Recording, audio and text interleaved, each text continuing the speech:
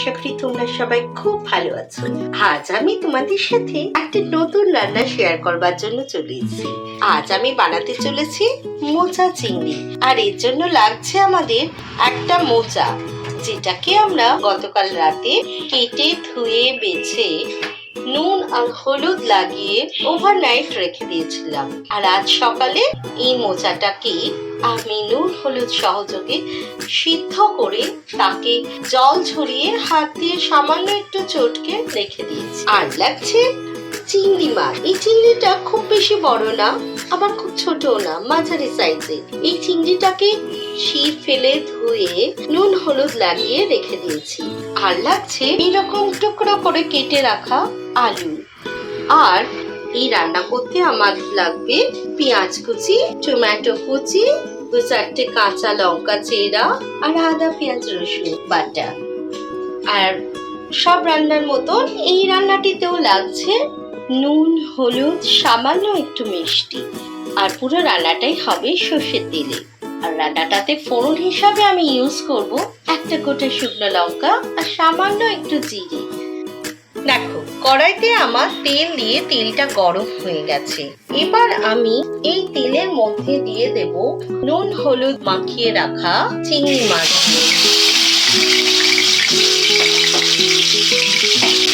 এই চিংড়ি মাছগুলো কিন্তু আমি খুব বেশি ভাজবো না। চিংড়ি মাছ বেশি ভাজলে শক্ত হয়ে যায়। চিংড়ি মাছটা আমার মোটামুটি ভাজা হয়ে গেছে। এবার এটাকে আমি তুলে রাখবো। এবার আমি তেলের মধ্যে ফোড়ন হিসাবে দিয়ে দিচ্ছি কিছু গোটা জিরে আর একটা শুকনো লঙ্কা।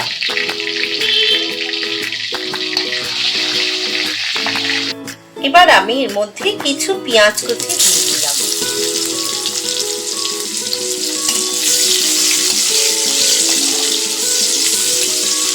পেঁয়াজটা প্রায় 70% ভাজা পর্যন্ত আমি ওয়েট করব। পেঁয়াজটা ভাজা ভাজা হয়ে গেলে আমি এর মধ্যে দিয়ে দেব টুকরো করে কেটে রাখা আলু।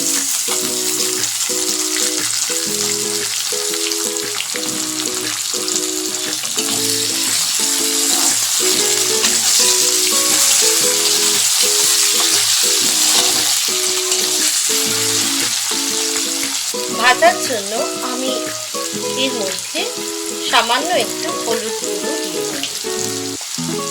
আলুটা ভাজা ভাজা হয়ে গেলে এর মধ্যে আমি টমেটো টুকরোগুলো দিয়ে দেব। এই সময় আমি সামান্য একটু চিনি দিয়ে নেব, জাস্ট ফর টেস্ট। এটা আপনারা স্কিপ করলেও স্কিপ করতে পারেন।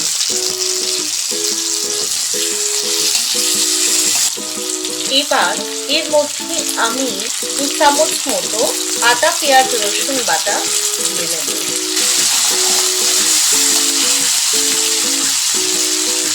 এই পর্যায়ে আমি আন্দাজ মতো নুন দেব।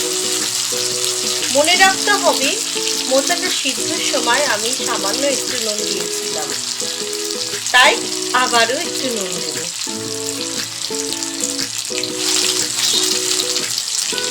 মশলাটা কষানো হয়ে গেছে, মশলা থেকে তেল ছেড়ে বেরিয়েছে। এই পর্যায়ে আমি এর মধ্যে সিদ্ধ করে রাখা মোচা আর ভেজে রাখা চিংড়ি মাছটা দিয়ে দেব।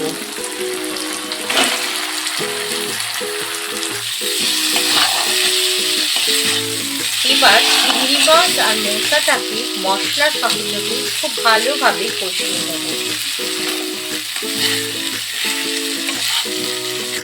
এবার আমি এর মধ্যে টেস্টের জন্য দিয়ে দেব বেশ কিছু কাঁচা লঙ্কা। এটাও অপশনাল, এটা তোমরা যারা ঝাল খেতে পছন্দ করো না তারা নাও দিতে পারো। আমি যেমন একটু ঝাল খাই, তার জন্য আমার তো লঙ্কা লাগবেই। অনেকদিন পর বাজারে মোচাটা পেয়ে খুব খুশি হয়েছিলাম। রোজই পাই, কিন্তু বড্ড বড় বড় মোচা থাকে। আমার বাড়িতে লোক সংখ্যা তো বড্ড কম, তাই অত বড় মোচা এনে আমার লস। সেদিন বাজারে গিয়ে দেখতে পেলাম একটা ছোট্ট সাইজের মোচা। যেই দেখলাম অমনি তাকে বাড়িতে নিয়ে চলে আসলাম।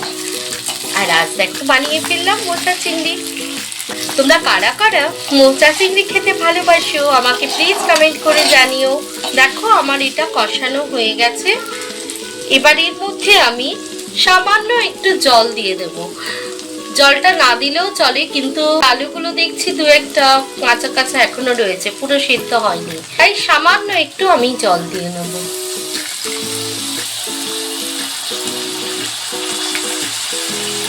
আমার প্রায় শেষের পথে। এই মতো বস্তায় আমি এর মধ্যে সামান্য একটু ঘি ছড়িয়ে দেব।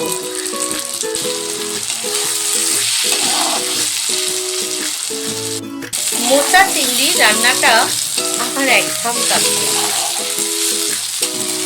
এবার এটাকে নামিয়ে নেব, তারপর দুপুরবেলা গরম গরম ভাতের সাথে সার্ভ করবো। তা আমার এই রান্নাটি তোমাদের কেমন লাগলো আমাকে প্লিজ কমেন্ট করে জানিও। যদি কিছু ভুল ত্রুটি হয়ে থাকে প্লিজ আমার মাফ করে দিও। আর তোমরা কে কেরম ভাবে মোচা চিংড়ি রান্না করো আমাকে প্লিজ কমেন্ট করে জানিও। আমি তোমাদের মতো রান্নাটা করবার চেষ্টা করব। চলো আমি এবার গ্যাসটা অফ করি। এবার মোচা চিংড়িটাকে আমি নামিয়ে নিই। এই দেখো আমার মোচা চিংড়ি রান্নাটি একদম কমপ্লিট। কেমন হয়েছে বলো? মোচা চিংড়ি আমাদের সবার খুব পছন্দের একটি খাবার, তাই আজকে আমাদের লাঞ্চটা জমে যাবে। আর মোচা চিংড়ি ছাড়াও আজ আমার লাঞ্চের মেনুতে আছে পেঁয়াজ কচি ভাজা, ডাল, লাউ শাকের পোস্ত, আর আছে গাটি কচু দিয়ে কাতলা মাছের ঝোল। আর আমি এই যে মোচা চিংড়িটা বানালাম এটিও আছে। তো আর বেশি না বকবক করে ভিডিওটা আমি এখানেই শেষ করি, কারণ আমার পুত্রের আসার সময় হয়ে গেল। তো ও স্কুল থেকে চলে আসলে আর আমার কোনো কাজ হয় না, তাই ও আসার আগে আমাকে সবটা কমপ্লিট করে নিতে হয়। তো আর বেশি না বকবক করে তোমাদের সবাইকে জানাই বাই।